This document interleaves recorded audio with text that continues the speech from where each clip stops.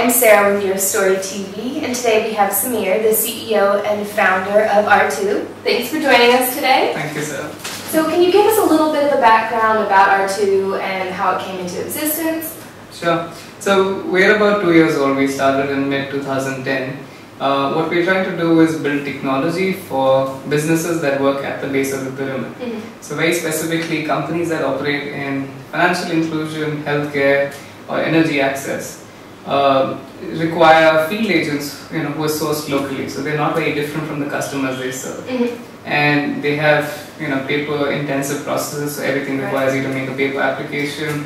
Documents flow back and forth. This is highly time-consuming and error-prone. So net-net, what happens is for the end customer who's getting this product or service, this costs them a lot more money than it could, it should. And it takes a lot longer. So what Artoo is trying to do is build technology that's focusing on the field and the field-related processes, and using smartphones and tablets to empower the field agent to do a lot more for the end customer. So we cut down on paper, we cut down on time, we therefore cut down on cost, and in the end, we hope that the end customers will benefit a lot through this. Very interesting. So Artoo works in areas which most startups don't necessarily go into. What prompted you to start Artoo, and what exactly so you explain a little bit about the problem you're trying to solve. What made you go into these areas? Sure. So I think during, while I was doing my engineering, in 2008 I got an internship to work with a microfinance company called Jeevan.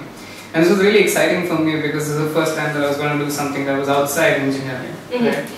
And so I was really keen on sort of exploring this space. And when I went around doing focus group interviews with end customers, talking to field agents, and taking back all of these insights and looking at what the senior management thought about the problems that they were facing, it was very interesting that so many issues came up. And one of them was that in the field there's this huge information delay.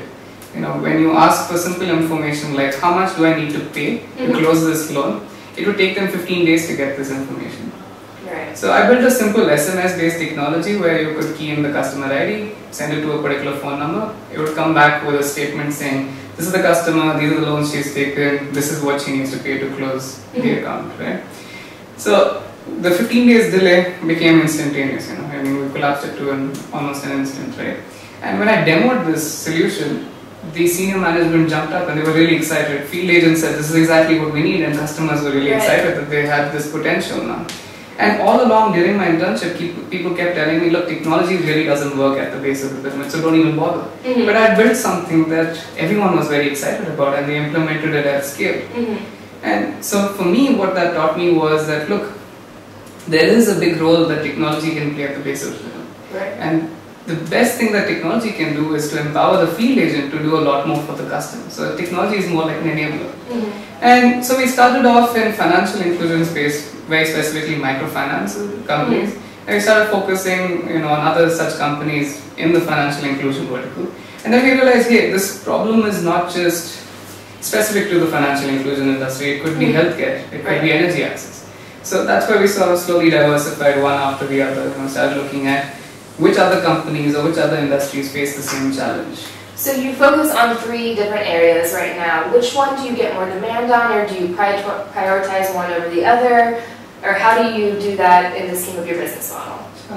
I think it's really interesting. So if you look at the 3 sectors, probably microfinance and financial inclusion as an industry is the most mature out of the 3, and therefore you have large clients with huge field forces and who you would think are really facing this pain point.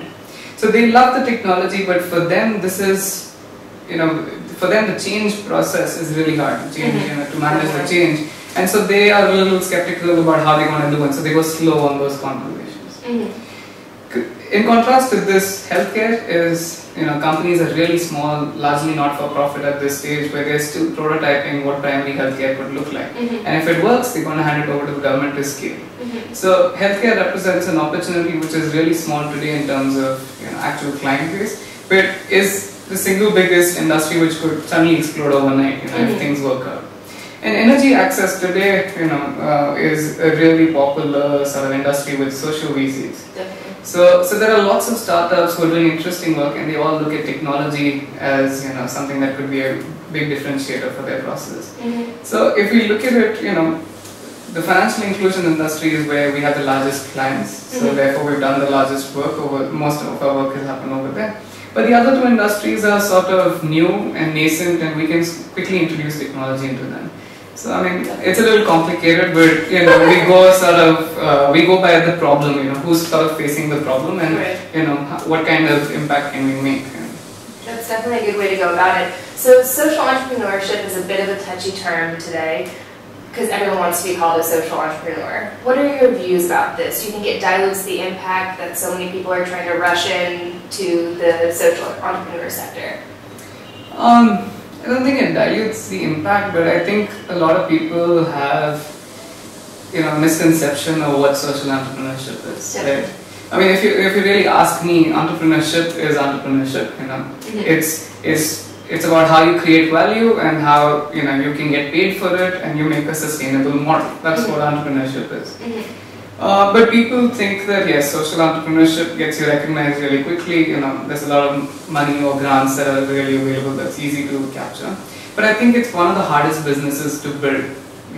Because anyone can sell products to people who already have the money to pay for it. But how do you design a product or service where people don't know what they want and they don't have it? You can't pay for it. Right? That's a real challenge. And many times I think as entrepreneurs or as as really eager people, we would like to build a solution that we think works at the base of the pyramid, but it actually gets rejected. A very simple thing. When we started the company, we thought we want to also provide content. It could be simple health education, financial literacy programs, and things like that. And when we did a simple pilot in the field, we realized, hey, in the field, they would like all this, but what they're really interested in is sort of beauty tips. And things like that. And that was a real shocker. You would have said, no, I think healthcare is really good for you, but they don't understand that. They might understand it, but right now, to get them into the program, they would like to see something that they think that they want, that they desire. And then you slowly weave in the other programs. Right. But that was a real shocker, that you go in thinking that this is what you really need, but you get a backlash saying no.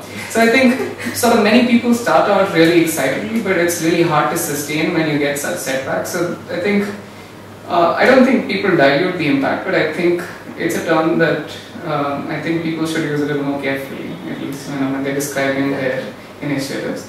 And yeah. How have you been trying to raise funds at Artoo, and do you think it's difficult to raise funds being more of a social enterprise? I think we are in a sort of an especially different situation compared to most social enterprises, right? So we are building technology for social enterprises. Right. And so traditional social VCs would say, hey, we have a mandate to fund, any kind of initiative or any kind of business in these sectors, these areas. It could be energy, it could be financial inclusion, it could be anything like that.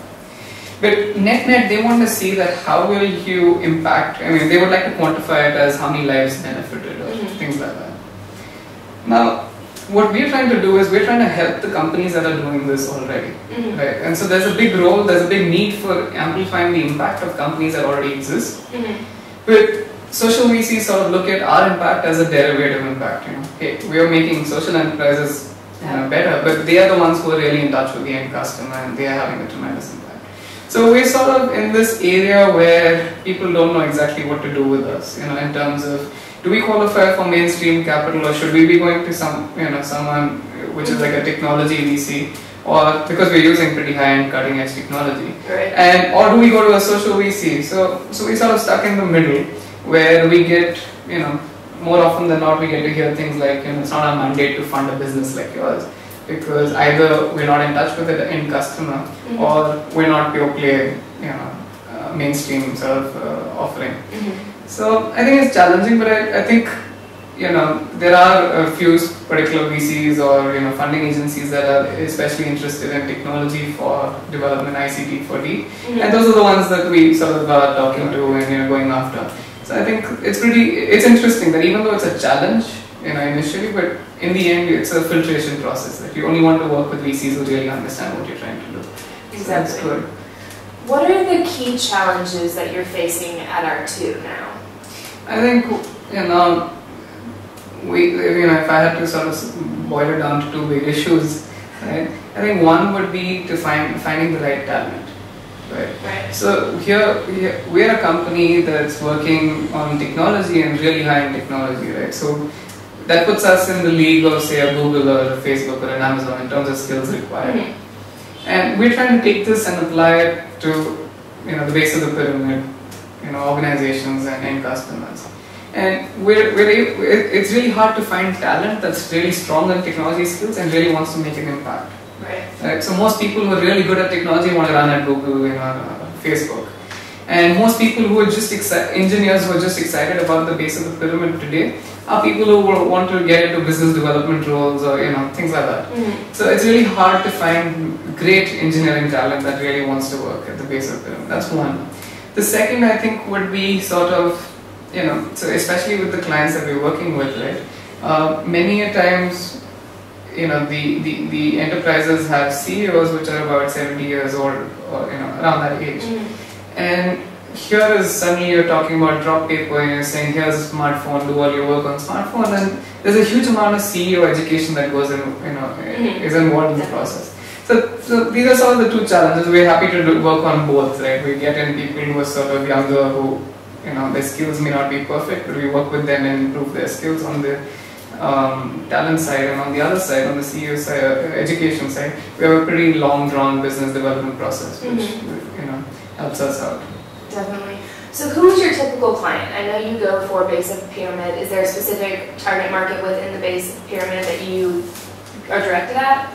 Yeah, so any organization that has a substantial field force that's trying to engage with an end customer, so they would be selling a product or a service, but the idea is to build a long-term relationship with that end customer. So they're looking at a span of at least 3 to 5 years, and they're meeting them at least monthly. Right. And so the need for the organization is to really understand this customer and really deliver value that will be most beneficial. So if you look at it, so this is the lens that we want to work with. These are the kind of organizations. So therefore, what we're looking at is microfinance companies, banking correspondent companies, primary healthcare, and sort of solar energy based product distribution companies.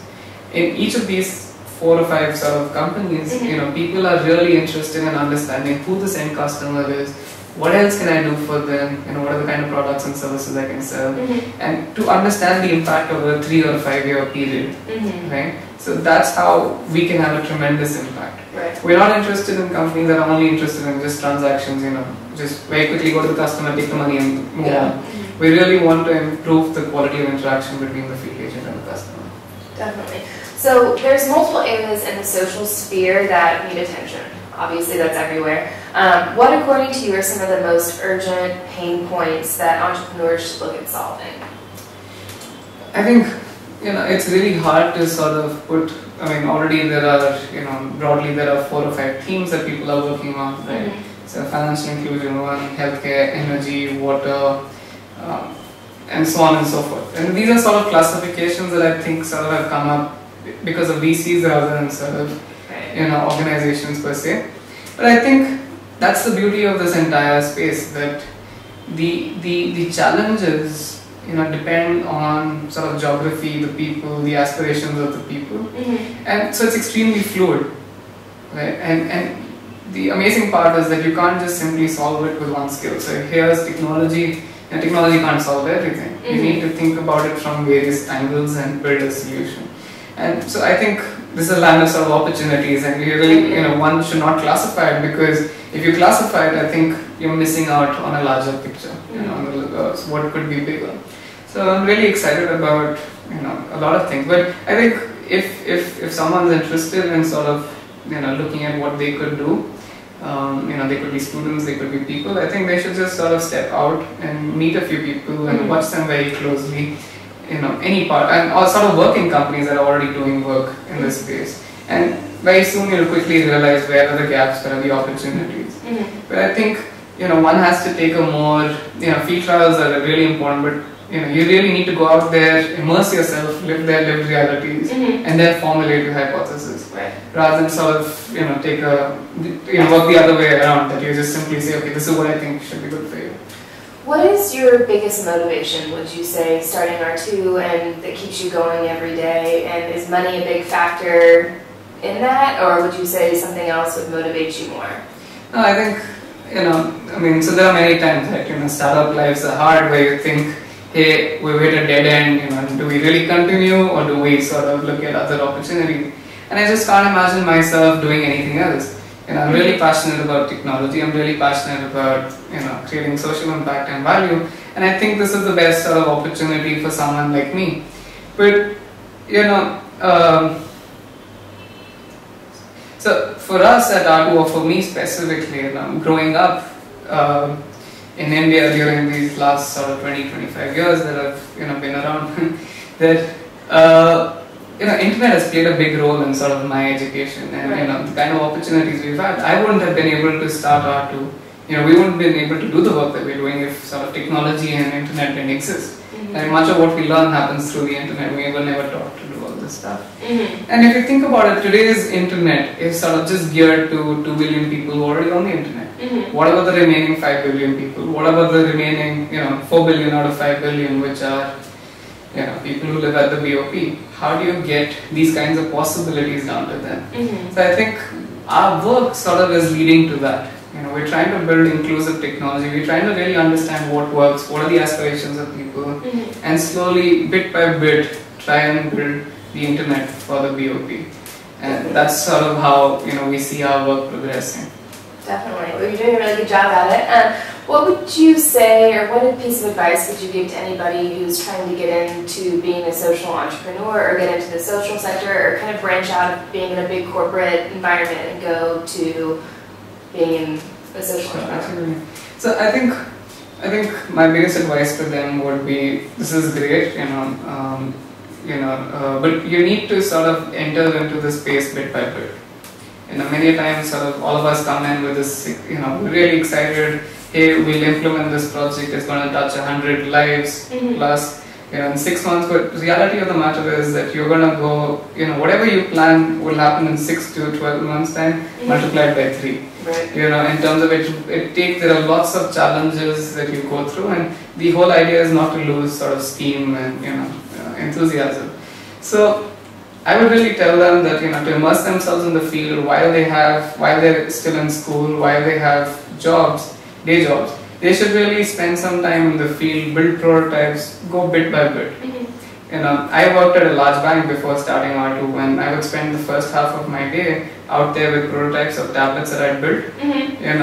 I'd taken a netbook apart and I made it into a tablet, and I would take it out into the field and show it to field agents and say, imagine if you could do your work this way. And I got lots of input, Initially we were trying to be a hardware company that was trying to build this great tablet. And then through the input and through the things that we realized, working with them, we realized this is not a great offering. We should be a software company that can work on any of these smartphones or tablets. And I think field trials are a big must. Right, more than anything else. So you can have a great business plan, if you haven't done field trials, everything will collapse. Definitely. Well, thank you so much, Samir, for joining us today. Once again, that's Samir with Artoo, and I'm Sarah with YourStory. Check out our next episode.